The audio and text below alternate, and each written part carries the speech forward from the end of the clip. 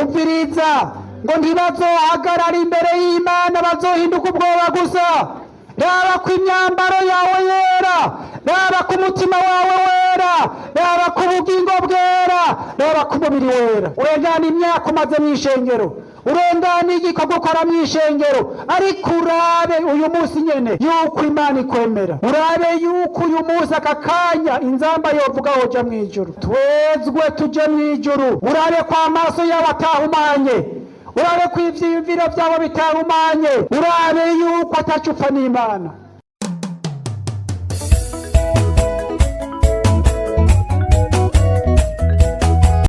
Zaburi ya 19 n'umurongo wa 14. Umurongo wa 14 havuga ngo 19 umurongo wa 14 havuga ngo amajambo yo mu kanwa kanje n'ivyiyumviro vyo mu mutima wanje bize bishimwe mu nyonga zawe, uhoraho gitandara canje mucunguzi wanje. Umva amajambo agoye, tutaravuga vyinshi naho twokumva vyinshi. Ijambo uza gutahana iri jambo rivuga ngo mbega ubona amajambo yo mu kanwa kawe n'ivyiyumviro vyo mu mutima wawe bizokwemerwa imbere y'Imana. Amajambo yo mu kanwa kawe canke kanje n'ivyiyumviro vyo mu mutima wawe canke vyanje, mbega bizokwemerwa imbere y'Imana. Izaburi ni zaburi ya Dawidi. Zaburi akunda kuvuga ngo ni zaburi ya Dawidi kuko Dawidi niwe yanditse canke yaririmbye zaburi nyinshi, kuko Dawidi yanditse zaburi zishika 73, naho n'abandi bagiye barandika amazaburi hariho 49 batazi umuntu yazanditse. Ariko nka Asafu yanditse 12, bene Kora 11, Mose indirimbo imwe, Hemani indirimbo imwe, ariko byose byapoperanijwe hamwe. Zari indirimbo Abisirayeli baririmba batazira Imana, bacurarangira Imana bivanye n'ibihe barimwo. Bashitse mu bihe vyiza zaririmba ico gihe, bakaririmba n'igihe kizoza. Ko niko zaburi rero bagenda baraziririmba. Kandi zaburi naho mubona ari igitabo kimeze nk'ikiri hagati, ariko zaburi yanditswe kuva kera nk'imyaka 1000 imbere yuko Yesu Kristo avuka. Hanyuma rero nk'uko tumaze gusoma, Dawidi aravuga muri indirimbo ya 19 yitwa zaburi ya Dawidi, aravuga ngo amajambo yo mu kanwa kanje n'ivyiyumviro vyo mu mutima wanje bize vyemerwe bishimwe imbere y'Imana.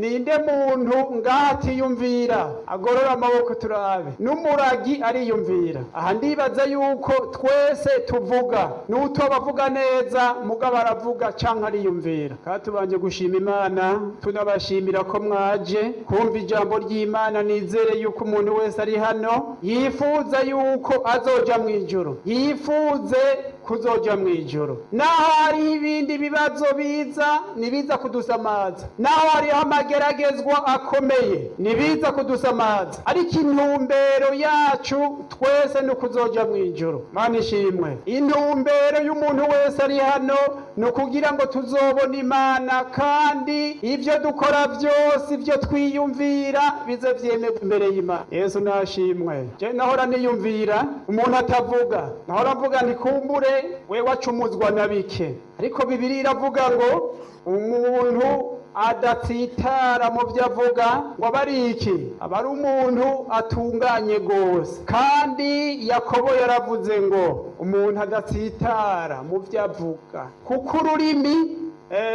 ni ikintu gikomeye. None umuragi ko atavuga, Dawidi yari umuntu akunda kwiyeza cyane, aravuga ati ivyiyumviro vyo mu mutima wanje. None umuragi ndayo batavuga ntiyumvira. Byumvikana yuko n'ivyiyumviro umuntu yiyumvira byose Imana irabikondorora. Aho umuntu wese uko ariko ariyumvira nta muntu n'umwe abizi. Uriko wiyumvira neza, uriko wiyumvira nabi, byose Imana iguma ivyandika. Hajya rero intambara haniniya ihera mu vyiyumviro. Hajya ndo kugira ngo umuntu akora icyaha bihera mu vyiyumviro. Ivyiyumviro bigaca bihereza ubwonko hanyuma rero hajya rero mwibaza ngo umutima rero uri ngaha, kandi baravuga yuko iyo umuntu apfuye hajya ngo ikintu gihagarara ubwa nyuma n'ubwonko. hariho umugore umwe yadushingiye intahe, yari yagiye kuvyara, hanyuma rero arye no kwa muganga hari igihe basamara. umuntu aragiye kuvyara cagiye kwa muganga azosengera abaganga, kuko umwansi arashobora kubakoreramwo nk'uko Imana ishobora kubakoreramwo. ivyo muzobisengere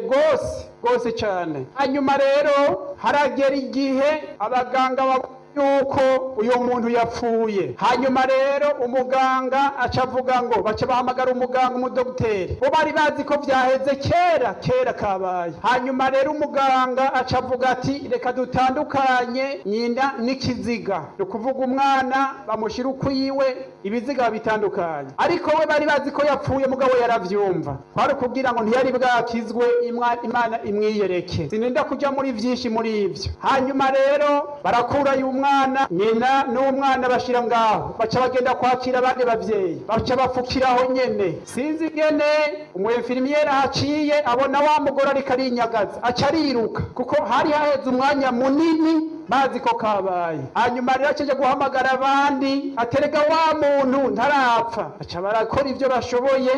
hanyuma aramaze guhembuka, Imana icimubwira ngo nakubwiye wihane kera ariko waranze. hanyuma araca avuga ngo none ntumbera, ati tumbera hajya mu kibenga mw'ishengero rya Pentekote. Yesu nashimwe. nariko ndavuga rero intumbero mfise. Dawidi yari umuntu akunda kwiyeza, yari umuntu atinya icaha naho vyamugora. hanyuma rero niho yavuga ati, yari nk'isengesho, aravuga ati amajambo yo mu kanwa kanje n'ivyiyumviro vyo mu mutima wanje bize bishimwe mu nyonga zawe, Imana nihabwa icubahiro. mviriza ndakubarire, Matayo yaravuze ngo amajambo uvuga canke tuvuga. Matayo 12:3-6, amajambo ava mu kanwa kanje ava mu kanwa kawe niyo azotuma utsinda canke niyo azotuma utsindwa. amajambo, harya ijambo ni ikintu gikomeye cyane.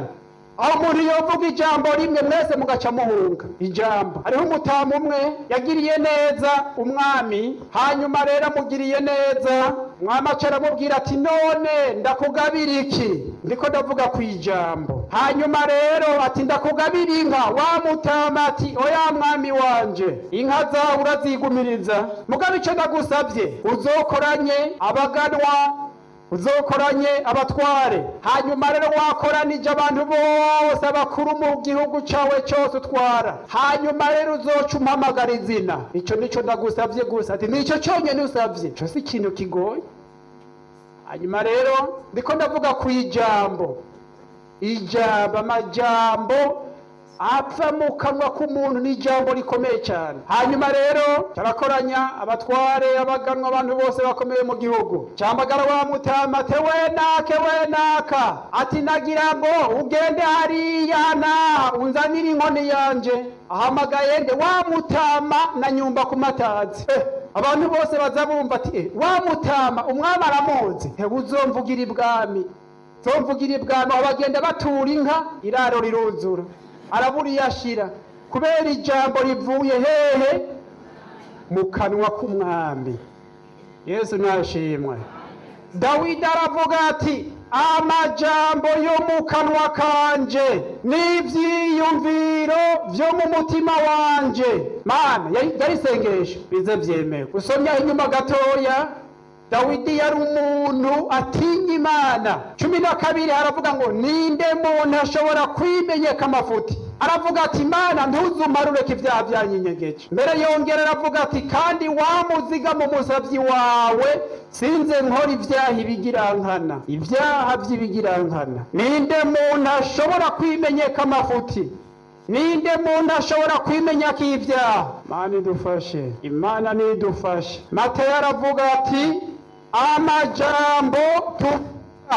amajambo ava mu kanwa kawe. Bibiliya iravuga ngo umuntu wese avuga ijambo rikwiye gukuza mwene se. hariho umuntu umwe naramubabwiye twakorana, hanyuma rero yari umuntu avuga amajambo make cyane, amajambo make. Bibiliya niyivuga ngo igifu iyo kibumvye iminwa bavuga ngo kiritonda. Hari igihe mwe muvuga ngo nakaratekereza naka n'intama, ariko raba mu mutima n'ubugesera. Hanyuma rero muntu baravuga ati izina sinza kurivuga, hanyuma rero baravuga bati nakavuga amajambo make, bati navuge make kuko iyo avuze acira umuriro, kandi n'ukuri ntiyarazi kuvuga neza. Cyo gituma rero amajambo umuntu avuga, hariho abantu bavuga amajambo azobatsinda imbere y'Imana. Niyo bavuze amajambo ni ugukomeretsa bene se cyangwa abantu. Ijambo rirashobora guturira n'igihugu cyose, ijambo rirashobora no gusambura korari, ijambo rirashobora no gusambura n'urugo kubera ijambo. Yesu nadufashe. Amajambo yo mu kanwa kacu, ngo Bibiliya ivuga ngo igifu iyo gihoze bavuga tujya muntu n'umutagatifu n'umuntu mwiza cyane. Ariko Dawidi yavuze ngo ivyiyumviro vyo mu mutima wanje, ivyiyumviro umuntu ari wiyumvira urabe ko bizokwemerwa imbere y'Imana. None mwiyumvira yuko harya urazi Bibiliya tubwira gusenga, siko none umuntu asenga hoze dusenga tuvuga. Bibiliya musome muri Matayo, sinza gusoma heshi ariko reka ndahasome ingene Yesu yatwigishije gusenga. Matayo 6:7, 6:7. Matayo 6:7 havuga ngo kandi nimwasenga ntimukagirempe, ntimukabomboranye amanwa nk'uko abanyamahanga bagira, biyumvira yuko bazokumvirwa kubw'amajambo yabo menshi.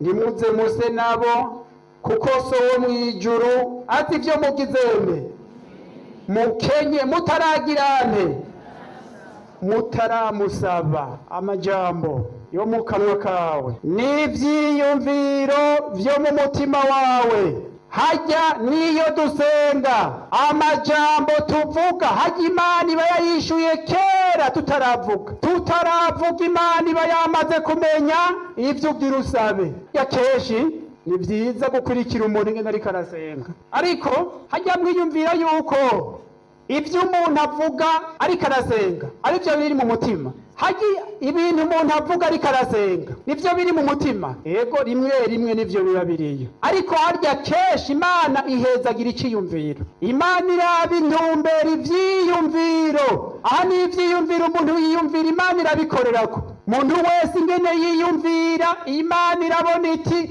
uyu muntu, hajya Imana mu guharura umuntu agororotse si ku majambo. Hajya Imana yabwiye ntuze Samweli ati we Samweli mwe muraba kubiboneka gusa, ariko jewe ndaba ukugororoka hariya ibyina mu mutima. Yarabona Dawidi ingene atinya icaha, yarabona Dawidi ingene ari umuntu agororotse. Imana igiye gushikiriza igikorwa Salomo, yabwiye Dawidi ati nk'uko mbona Salomo ameze ubu, niyashishikara kwitondera ivyagezwe vyanje, ndabona bizogenda neza, zizokorana nk'uko ndamubona ubu. Salomo yari yatoranijwe n'umuntu mwiza cyane.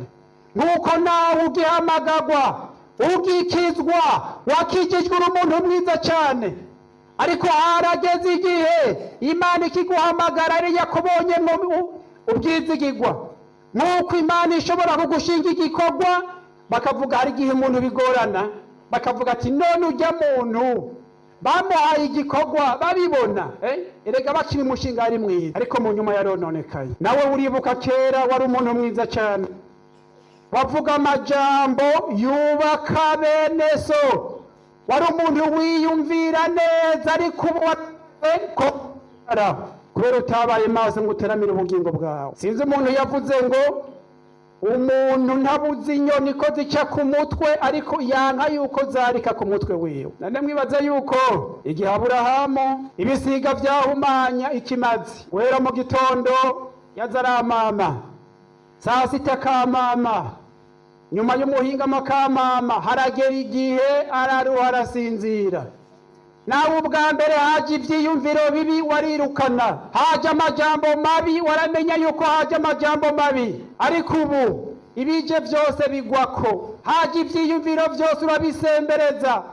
Haje umuntu mu gucumura bihera mu vyiyumviro bigahereza ubwonko, kuko ijambo ry'Imana rivuga ngo rinda umutima wawe kuruta uko worinda ibindi byose. Habanza imigabo mibi. Mana idufashe. Ivyiyumvira abantu benshi bariko baracumurira mu vyiyumviro, niko abantu kenshi bacumura amajambo bavuga, ariko ivyiyumvira abantu benshi baravye irabona yuko vyanduye. Urabereye ko bizokwemerwa imbere y'Imana. Niwagira Imana ugashika imbere y'Imana, byose bizohagarara imbere y'Imana. Ijambo ry'Imana rivuze ngo kuko urubanza ruhereye mu nzu y'abizeye, none umuntu atubaha Imana wazoboneka hehe? Kila mutu atawuchukua muzigo wake. Umuntu wese azohagarara imbere y'Imana. Imana imubaza ati ya majambo wavuga vya vyiyumviro bibi, Imana yokwereka ivyo umuntu ariko ariyumvira woca wiruka. Imana idufashe, Yesu adufashe. Amajambo yo mu kanwa kanje, amajambo yo mu kanwa kawe n'ivyiyumviro vyo mu mutima wawe, urabe yuko vyera, bizokwemerwa imbere y'Imana. Abisirayeli ivyabiviriye mu kanwa n'ivy'Imana yabakoreye. Bamaze gutuma Mose, amaze gutuma bariya abantu gutata igihugu c'i Kanani, bavuze ati abantu twabonye n'ibigatanye, igihugu ni cyiza cyane, mugabo twebwe imbere yabo tuboneka yuko umenga turi inzige. Hanyuma rero abantu 10, ajya kesha abantu bashiriye, abantu benshi bashize. Hanyuma n'Abisirayeli abantu 10 bavuga ngo ye reka nitwoduga, ntivyoshoboka. Babiri b'abahizi bati reka ahubwo nimuze ubunyene tuduge, tuzobarya bwa mutsima. Ijambo bazana ijambo ry'agacavutu, amajambo yo mu kanwa kawe, amajambo yubaka mwene so. Mwature ibintu vyiza kwishengero kuri mwene so no ku gihugu. Yesu ashimwe. Muvuze ngo ibi ni bibi kuko bibirive ngo turutumana dutoya, kanwa kacu kararema. Muvuze ngo birayangaye, karabaye nyene, karabaye. Wamaze kubirema, naho niga nta kizogenda. Wa wundi nawe ati Imana unyima akazi, unyime naka 50,000, nawe afise lisansi yacero akazi 50,000. Akanwa ngo biracitse. Vuga uti mw'izina rya Yesu nzobaho, kandi mw'izina rya Yesu nzobana n'Imana. Biguma vyoroha nzoja mw'ijuru. Naho bisuriranye ivyo vyose mubona biriko biraza ngo ibiki nibidusamaza, ariko twitega inzamba. Inzamba bukivuga Yesu bucagaruka. Ariko umuntu arabe none inzamba niyavuga Yesu niyaja, mbega nzokwemerwa imbere y'Imana. Imana ikibwira Mose ati babwire ivyo nyene biviriye mu kanwa nivyo nzobakora. Imivyimba yanyu izohindikirana mwese muri ubugaragu, nta numwe muri abankengera azoja Kanani, kiretse abana batarashikana imyaka 20 batazi gutandukanya ikibi n'iciza. Abonye bazokibona. Muvuze ngo murankengereye, muribagiye ivyo nakoreye muri Egiputa, muribagiye ivyo nakoreye ku kiyaga gitukura. Ivyo nyene bibiviriye mu kanwa nibyo nzobakorera. Nta numwe muri abankengeri azoja mw'ijuru. Amajambo yo mu kanwa kawe. Dawidi arisengera. Dawidi yaratinya Imana gose. Dawidi harageze igihe asenga n'isengesho, nagenda kunda kurisenga, ati Imana gumiriza intambuko zanje, mw'ijambo ryawe ntihagire ikigabitanywe na kimwe kizonganza. Yari umuntu atinya Imana Dawidi, naho yari umunyantege. Amwibaza n'umunyenkomezi ninde? Umunyenkomezi n'umuntu atinya icyaha, agatinya Imana, aguma yiyeza. Abantu barabihenda ngo naka n'umuhizi. Wowe yako nta muhizi n'umwe. Umuhizi n'umuntu twaherekeje akarangiza amahoro. Dawidi gumiriza intambuko zanje mw'ijambo ryawe. Ninde yoshobora kwimenyeka amafuti? Ntumparure k'ivyaha vyanyenyegeje. Wamuziga mu musavyi wawe, sinze nkora ivyaha ibigirankana. Hari ivyaha vy'ibigirankana. Kugira imigabo mibi ni icyaha cy'ibigirankana. Imigabo mibi. Yesu nadufashe. Yesu adufashe. Dusome mu Migani 6. Migani 6 kandi habyinshi nza gusoma. Migani 6. Imigabo mibi, ivyiyumviro bibi. Hariho umuntu agira imigabo mibi, ukagira imigabo nk'uko yakoze ibi nanje, iyo ni imigabo mibi. Imigabo mibi, kugira ivyiyumviro bibi. Imigabo mibi ni icyaha gikomeye cyane, ndetse gisesema Imana. Soma za Imigani 6:16. Ivyo Uhoraho yanka. Hari ibintu 6 Uhoraho yanka. Mbere ni bingahe? n'indwi bigirane bimusesema, amaso y'ubwibone n'ururimi rw'ibinyoma n'amaboko avisha amaraso y'aberanda 18 niho ndondera, n'umutima ugera imigabo mibi. Yesu ashimwe kandi Imana idufashe. Hariho ibintu bisesema Imana, umutima ugira imigabo myiza, umutima ugira imigabo mibi ni ikintu gisesema Imana. Kugira imigabo mibi, imigabo mibi, kwiyumvira nabi mu mutima, ukiyumvira mwene so nabi, ukiyumvira umuntu nabi, ni imigabo mibi. Hajya Imana iharura yuko wagize imigabo, ni ukuvuga imbere y'Imana wamaze gukora. None Bibiliya ntivuga ngo umuntu niyaraba umuntu akagirana akamwifuza azoba agizene, azoba yagiye gukora icyaha, azoba yahejeje, kuko Imana iraba kugororoka he hariya ibwina mu mutima. Muririmbyi niwe yavuze ngo wamugira imigabo myiza yo kugirane, yo gutungana. Imigabo myiza yo gutungana, nimba wiyumviriye gusa mbere y'Imana wakoze. Turetse amajambo yo n'ibindi bintu, ivyiyumviro vyo mu mutima wawe, amajambo yo mu kanwa kawe niyagira atuma buri juru. Ariko ivyizigiro biracariho, imbabazi z'Imana ziracariho. Yesu yavuze ngo ntimuze muse nabo ngo mubomboranye amanwa kubw'amajambo menshi, kuko Data wo mw'ijuru arazi ivyo mukenye mutaragirane, mutaramusaba, utaravuga n'ijambo na rimwe. Yesu ashimwe. Hajya Imana n'ivyiyumviro iravyishura. Nimba ugize imigabo myiza, Imana iharura yuko wakoze. Nimba ugize imigabo mibi, Imana iharura yuko wakoze. Rero Imana izoca urubanza bikwirikiranye n'ingene umuntu yiyumvira mu mutima. Yesu nadufashe. Hari ibintu bisesema kubona, kugira imigabo mibi, uharugwa cyo kimwe n'umuntu avisha amaraso. Kugira ibintu bisesema Imana, suko ibitero bitazoza, suko intambara zitazoza, ariko mu izina rya Yesu gumukeneye uti mu izina rya Yesu haje iciyumviro kibi, mu izina rya Yesu ngako shetani. Yesu ashimwe. Yesu ashimwe. Ivyiyumviro emwe hagiye yaba twaronka ibyo dusaba gusa, tworonka bike. Soma mu Banyefeso 3 murabe, Abanyefeso 3:16. Ajya twe tumeze nk'abana b'imicuko cyangwa inzoya. Hari igihe umuvyeyi yonsa umwana ari uko arinze kurira, n'igihe umuvyeyi amenya ati uyu mwana harageze yuko ndamwosa. Siko gabavyeyi hariho ivy'Imana iduha ari uko tubanje gusenga, hariho n'ivy'Imana idukorera tutarinze no gusaba. Ariko cyane cyane ntarahasoma, umvirize rero ndababwire, hajya ijambo, numvira ijambo norigarukako. Ijambo ni ijambo rikomeye cyane. Ijambo rigusohokamwo wowe ukaba warakijijwe, urakamana gatoya, uri Imana ntoya, akanwa kawe kararema, wanasifiwe. Nico gituma rero naho mwobona ibintu bikomeye bicitse, mwatura ibintu vyiza, reka kuvuga ngo ibintu atura ibintu vyiza. Naje hariho ibintu ndababwije ukuri, ibintu vyanyiciriye mu kanwa byose narabibonye, byose akanwa kacu kararema. Reka kuvuga ngo bimeze uku, itimanya umwana wayo ikamutanga ku bwacu, izoburite kutugabirira byose muri nimba izoduha ijuru. Reka guhagarikira umutima ibyo ubonesha amaso, mugabo mwature ibintu vyiza ku ishengero, mwature ibintu vyiza ku bakozi, mwature ibintu vyiza ku gihugu cy'u Burundi. Ngo bizogenda gute? Mwature ibintu vyiza ku bana banyu, nawe wiyature ko vyiza. Soma mu Banyefeso 3:16. Burya Imana n'ivyiyumviro vyacu. Banyefeso 3:20 havuga ngo nuko ishobora gukora ibirengeye cyane ivyo dusaba n'ivyo twiyumvira byose, nk'uko ubushobozi bwayo budukoreramwo buri. Imana nishimwe. Ishobora gukora ibirengeye ivyo wiyumvira n'ivyo usaba, nk'uko ubushobozi bw'Imana bugukoreramwo buri. Yesu nashimwe.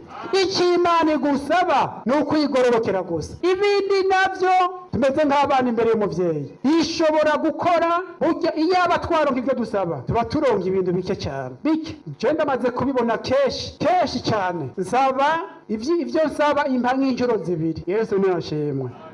Yesu ashimwe. Reka twe tumeze nk'abana. Ngiye nibuka wa muntu mukuru ngo yarenganye hanyuma arabona ariko afurira utuntu mu ibarabara, hanyuma aracabwira hagati hagarara urya muntu mumunzanire, nawe aca yahuka ikibira ariruka ati mufate mumunzanire, nawe agira atabaho kuko yabonye ko ariko akora ibintu vyiza. Baramuzana ati humura araguhamagaye. Ati none ga wa muntu ko mbona uri gukora ibintu vyiza, mbega no gukorera iki? Ngo harahamukiye aya mazi yarakenye. Aca avuga ati nukuri ndavye ingene amazi akenye, uwo ndabaza ukamikinga wo bukozi. Umukuru w'igihugu akubwiye ati ugaca usaba ikinga n'ukuri. Ewe kutamenya igihe wagenderewemo. Ya kinga basuma mw'ijoro baciye baza bararitora. Ishobora gukora ibirengeye ivyo dusaba n'ivyo twiyumvira, nk'uko ubushobozi bwayo budukoreramwo buri. Imana yadukoreye ibintu bikomeye. Zabura iririmba ngo natwe turanezerewe. Imana izobakorera ibintu bikomeye. Amasezerano narumvise ariho, ariko ikintu kirengeye byose kuzoshika mw'ijuru. None Petero ko yari afise amasezerano, hanyuma arabaza ngo Yesu ko twahevye byose tukagukurikira tuzoronka iki? Yesu ngo ntawahevye ibi niba atazobishumbushwa umurengera. Muri iki gihe kizoza ndaca kazoronka ubugingo budashira. Harageze igihe Yesu agira abasezere. Hanyuma rero kandi Petero umuntu akunda kuvuga ati mugende i Yerusalemu murorere ubushobozi, muzoronka ubushobozi, muzoba ivyabo navyo kunshingira intahe uhereye Yerusalemu ni Yudaya no gushitsa ku mpera y'isi. Hanyuma rero ngo bakoranye, Petero aca aramubaza ngo none ga mwami ubu niho ugira ukarikana ingoma y'Abisirayeli? Kuko Petero yarazi yuko yamasezerano agira shiki azoca aba premier ministre. Sivyanyu kumenya, genda gusa murindira ubushobozi, we bazokubamba bagucuritse. Yarashitse nta kintu kirengeye byose nukuzoshika mw'ijoro. Cukeneye n'ubushobozi gusa, nta kindi. Ishobora gukora ibirengeye. Ijambo ry'Imana rivuga ngo mubanze mwitwara ariko ubwami bw'Imana n'ukugororoka, ibindi navyo muzogirane bizi inyuma. Yesu nadufashe. Nico gituma rero ijambo ry'Imana rivuga ngo impwemu yanyu n'ubugingo n'umubiri byose byezwe, bize bisangwe bitagira umugayo kuri wa munsi. Vyiyumviro, ubugingo no kuvuga ivyiyumviro bihera mu bugingo. Impwemu ni hahandi hariya mu bwongo bigahereza umutima. Hari abantu bavuga ngo Imana iraba mu mutima gusa. Ngo iraba mu mutima. Bibiri yivuze ngo reka tuhasome, ntimwibaze ngo nivyo ninkurira mu mutwe.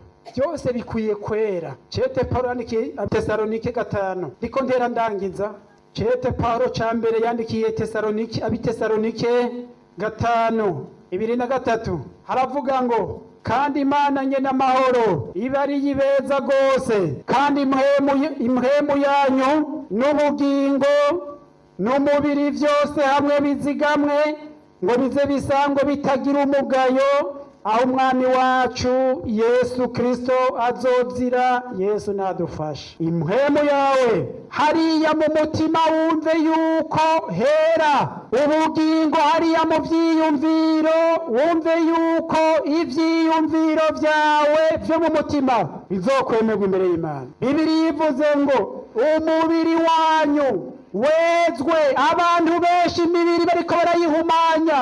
Umvirize ndababwire, abantu benshi ikintu bise telefone zirisha abantu. Bibiri yivuze ngo umubiri n'ubugingo n'impwemu byose bigirende vyere. Abantu benshi bariko barahumanwa n'ivyo baraba, imibiri yabo yahumanye, imibiri yabo bariko bayipfuka bayifashe. Mubiri uraraba, amaso akaraba agahereza, bwa bugingo bigahereza, impwemu umutima urapfuye, hama ngo uriko uraja mw'ijuru. Imana ni yera, izobana n'abera. Umviriza rero, dusome tumere nk'abagenda ku nsozero. Cete yandikiye Abikorinto ca mbere 4, duca dusoma no mu Baroma duce turangiza. 4 dusome cete ca mbere Paulo yandikiye ishengero ry'Ikorinto 4:5. Abantu benshi bariko barandura, abantu benshi bari mw'ishengero mugabo bariko barandura. 4 dusome 4:5. Icete ca mbere c'Abikorinto 4:5. Nico gituma mudakwiye guca urubanza rw'ikintu na kimwe igihe cyago kitarashika, nico kuza k'umwami wacu. Azogirane, azomurika ivyari vyaranyegejwe mu mwiza, kandi azogaragaza inama zo mu mutima. Niho umuntu wese azohabwa n'Imana ishimwe rigizende. Urashaka kuvuga make? Nico gituma ngo tudakwiye guca urubanza rw'ikintu na kimwe. Aho bariko bacira urubanza Paulo igihe cyo kuza k'umwami kitarashika. Azomurika ivyanyegejwe, biriya ata muntu abizi, biriya umugabo atazi, biriya umugore atazi, biriya abana batazi, biriya abavyeyi batazi. Imana izogaragaza ibiri mu mwiza, izogaragaza ibiri mu mutima wawe. Niho umuntu wese azoca yishurwa n'Imana ibikwiranye n'ivyo yakoze. Nimba ari bibi, inama zo mu mutima, ivyiyumviro bibi, ari amajambo wavuze, vyose bizogaragara kuri wa munsi. Dusome mu Baroma duce dusenga Imana. Baroma 6:12. 6:12. Ibi vyose mwumva vy'intambara, vy'ibiki, vy'ibibazo nibiza kudusamaza kugira ngo nitwezwe. Inzamba bukivuga, inzamba itevye urupfu ruraza. Dusome Abaroma 6:12. Haravuga ngo none rero icaha nikikabe ku ngoma mu mibiri yanyu izopfa, ngo mwumvire ivyo yifuza, kandi ntimugahe icaha imibiri yanyu ngo ikoreshwe no kugabitanya, ariko mwishikanira Imana nk'abazuke bavuye mu bapfuye. Imibiri yanyu muyiha Imana kugira ngo ikoreshwe no kugororoka. Imana nidufashe. Naya majambo y'Imana abayumvise Imana ibahezagire. Kandi ntimugahe imibiri yanyu izopfa, ariko mwishikanira Imana nk'abazutse bavuye mu bapfuye. Hariho umuntu avuga ngo nikomeze, ngo twebwe iwacu niko tumeze, ariko ijambo ry'Imana rivuga ngo mutange imibiri yanyu bimaze ibizima vyera bihimbara Imana.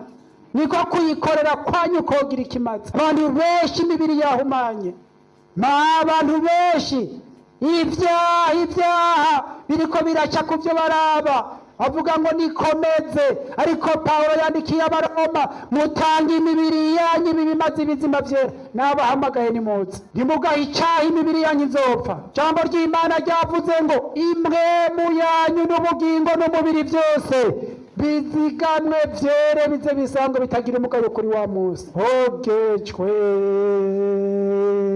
na Yesu watunganijwe n'amaraso,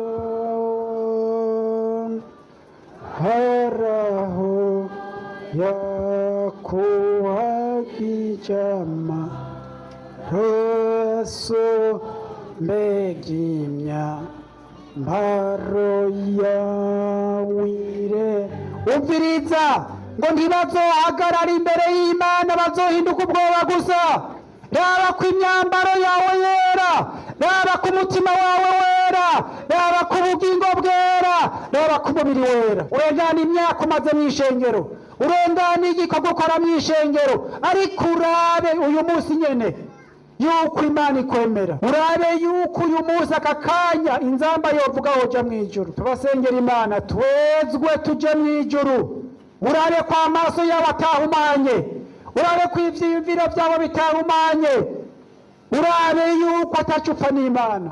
Tubasengera Imana, dusabe hano mubwiriza abasengera Imana. Mana Data wa twese uri mw'ijuru, turagushimiye amajambo yawe meza twongeye kwibutswa. Ishengero ryawe ryibukijwe muri urugendo rwo kuja mw'ijuru, ngene rikwiye kwezwa mu vyiyumviro.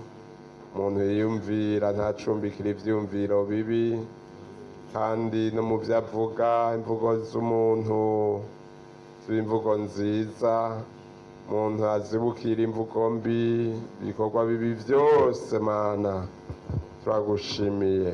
Ngomba ko ishengero ryawe ryezwa, kuko mwami ijambo ryawe ryaravuze ngo umuntu niyiyeza azoha igikoresho c'icubahiro cyatunganirijwe igikorwa cyiza cyose. None rero ijambo ryawe ryavuzwe kandi mpwemu yera yaritumye, ubwo ijambo ryawe ntirizira ubusa, riba rifite icyo rirondera. Mana ngo ryeze ishengero, mana ngo ryeze umugeni wawe. None rero aba bantu mpwemu yera yaberetse uko bameze, yaberetse ibyumviro byabo, turasambuje ibyiyumviro bibi mu mitima y'aba bantu mana. Ibyo satani yari yubatse byose bisambuke, byumviro bibi bihave, imigabo mibi iveho, subirwashemwe ivyumviro vyera, vyumviro vyiza, vyumviro vy'amahoro, vyumviro vyo kuja mw'ijuru. Yo Mana ubagirire neza, ukura imvugo mbi mw'izina rya Yesu. Amaraso ya Yesu yeze. Yesaya amaze kubona Imana, mwami yacavuga ngo ndi umunyaminwa yanduye, kandi utuma marayika amanura ikara aricisha ku munwa wiwe, aramubwira ngo ugabitanya kwawe kurakuweho. Haleluya. Mana turasavye ngo mwami iyi minwa wongere kuyihumanura ku bibi yavuze, kandi ivyumviro vyongere bihumanurwe, kugira ngo aho uzozira uzosange abo bantu bejejwe, ivyumviro vyabo, impwemu yabo, n'umubiri n'umutima vyejejwe. Urakoze, turagushimiye, bagirire neza. Amaraso ya Yesu Kristo niyururuke, amaraso ya Yesu yeze imitima. Urakoze Mana kubababariye, turabasengeye mu izina rya Yesu Kristo mwami wacu, amen.